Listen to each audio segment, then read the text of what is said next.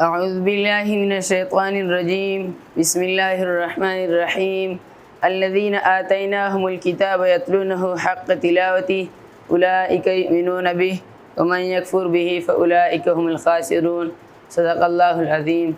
هغه خلک چې دوی ته موږ کتاب ورکړی ده د کتاب تلاوت داسې کوي چې رنګ د تلاوت حق ده او څوک داسې حق نه کوي تلاوت داسې نه کوي چې رنګ د حق ده خلک خسارې موندونکي دي. فعل استعمال ویله فعل استعمال چې اوس موږ فعل ماضي ویله فعل مضارع به وایو. فعل مضارع هغه فعل ده چې د راتلونکي یا حال زمانه پسې مندېږي. فعل مضارع په دوه قسمه ده، یعنی دی چې دوه زمانې د حال استقبال راتلونکي زمانې ته وایي او حال موجوده زمانې ته وایي. استقبال بیا دوه قسمونه دي، استقبال قریب استقبال بعید. مضارع هغه فعل چې دی چې دوه زمانې پرتې وي، حال او استقبال. مضارع چې حال موجوده زمانې ته وایي او مستقبل راتلونکي زمانې ته وایي. فعل مضارع مثال لکه یضربو. فعل مضارع نه به موږ وزن او ماده څرنګه باسو، ماده به داسې باسو چې دې نه موږ علامات مضارع درې کوو. چې کله موږ مضارع جوړوو مضارع معروف نه موږ به مضارع مجهول نه جوړوو. مضارع معروف چې جوړوو نو ماضي معروف نه به جوړوو. ماضي معروف نه به داسې جوړوو چې ماضي معروف په شروع چې به علامت مضارع ولګوو. علامت مضارع څلور دي، الف تا یا نون. الف صرف په یوې صيغه چې راځي واحد متکلم اضربو، او نون صرف په یوې صيغه چې راځي جمع متکلم په نضربو شي، او تا په اتو صيغو چې راځي واحد مؤنث غائب، واحد مذکر حاضر، تثنیه مذکر حاضر، جمع مذکر حاضر. واحد مؤنث حاضر، تثنیه مؤنث حاضر او جمع مذکر واحد مؤنث حاضر، تثنیه مؤنث حاضر.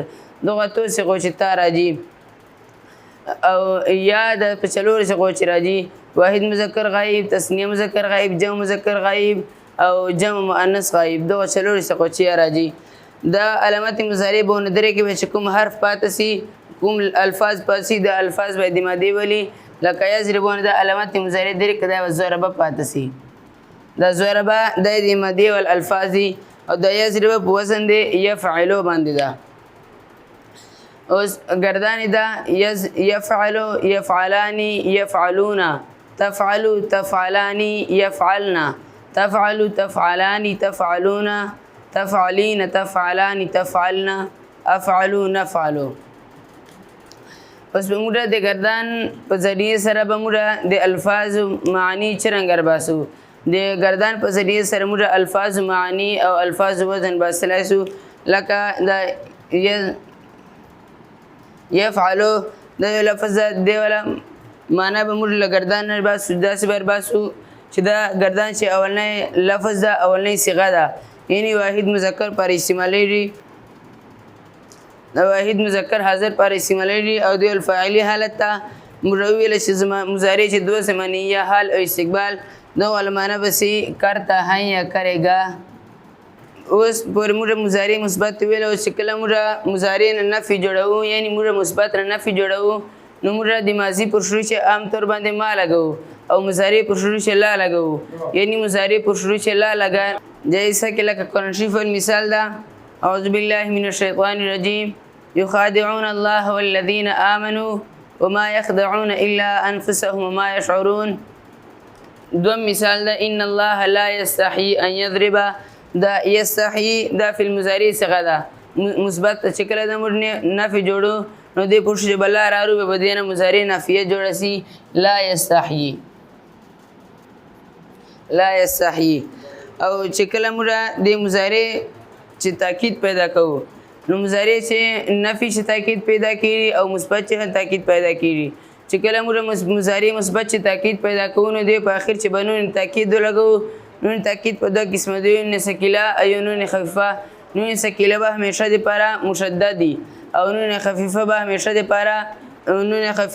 لپاره ساکن. لکه مثال لاقعدن. او یا مضارع پر شروع چې لام تاکید لګو، لام تاکید به همیشه د لپاره مفتوحي، یا د پر شروع چې لام تاکید او نون ثقيله دوه سر کړو. لکه مثال لاقعدن لام تاکید او نون ثقيله. استقبال موږ مضارع چې دوه قسمونه ویل شي، مضارع چې دوه زمانه دي حال استقبال. به استقبال دوه قسمونه دي، استقبال قریب او استقبال بعید. استقبال قریب دا موږ په سین سره پیژنو چې د پښتو کې بس سین راغلی لکه قرآن شریف مثال دا سيعلمون کلا سيعلمون ثم کلا سيعلمون او مستقبل بعید هغه مستقبل چې د پښتو کې بس سوف راغلی لکه قرآن شریف مثال کلا سوف تعلمون ثم کلا سوف تعلمون. اوس مضارع تاکید مضارع تاکید لپاره یو مثبت تاکید او یو نفي تاکید. مثبت تاکید لپاره دوه شان استعمالیږي د پښتو چې لام تاکید را روي یا د په اخر چې نون تاکید را ري. لام تاکید به همیشه مفتوحي لکه لاقعدن او نون تاکید په دوه قسمه دي نون سکیلا او نون خفیفه. نون سکیلا نون مشدد توي لکه لاقعدن په اخر چې راغلی او نون خفیفه نون ساکن توي لکه ليفعلن چې په اخر چې کوم نون راغلی ده او نون خفیفه دا په هغه صيغو چې راځي چې کوم صيغو چې مضارع نه مخ چې الفي اني تثنیه چې نه راځي او جمع مؤنث غائب جمع مؤنث حاضر صيغو چې نه راځي. اللهم اني اسالك علما نافعا رزقا طيبا وامنا متقبلا امين برحمتك يا ارحم الراحمين.